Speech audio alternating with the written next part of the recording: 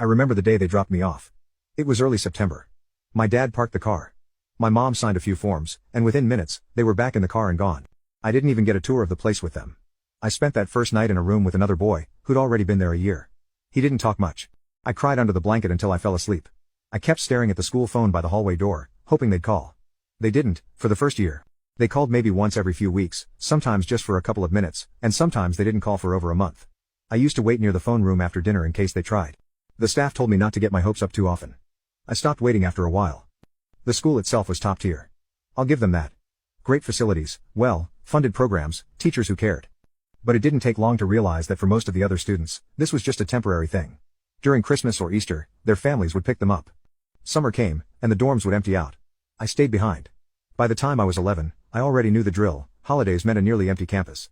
A few of us stayed, kids from overseas or kids like me who didn't have anyone coming. The dorm supervisors would sometimes organize movies or board games, but it never felt like enough. You could hear how quiet the halls got when no one was around. When I turned 13, one of my teachers slipped up. We were talking about cities, and she asked if I'd ever visited the city my parents had moved to. I had no idea what she was talking about.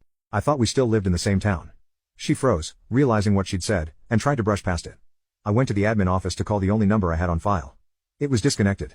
I sent 3 emails over the next week. No one responded. At 15, I gave up trying. I stopped waiting on visiting days. The school staff noticed, and a few of them stepped in quietly. One of the sports coaches helped me set up a part-time job in the library. Another teacher made me a birthday cake that year. They never said anything directly, but I think they understood. They tried in their own way. Summer breaks became a time to work and stay busy. I signed up for enrichment programs, took extra courses, and did research projects. It was easier than going home because home didn't exist anymore.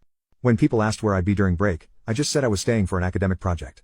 By senior year, I had become one of the top students in my class. I got selected as captain of the track team. My college applications were strong. The staff helped me fine-tune them.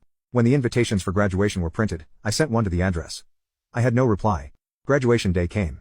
Everyone was hugging their families, taking photos, loading cars. I stood at the gate with my suitcase, waiting. I stayed out there for nearly 4 hours. People stopped asking if someone was coming. Eventually, the headmaster walked out, gave me a look I'll never forget, and offered to drive me to the train station. We didn't say much during the ride. He handed me a water bottle and paid for the ticket himself. What my parents didn't know, what no one knew, was that I had already planned my escape. During senior year, I'd taken 3 part-time jobs and saved every penny. I found a cheap apartment near my college campus and signed the lease on my own. I never told the school staff. I didn't want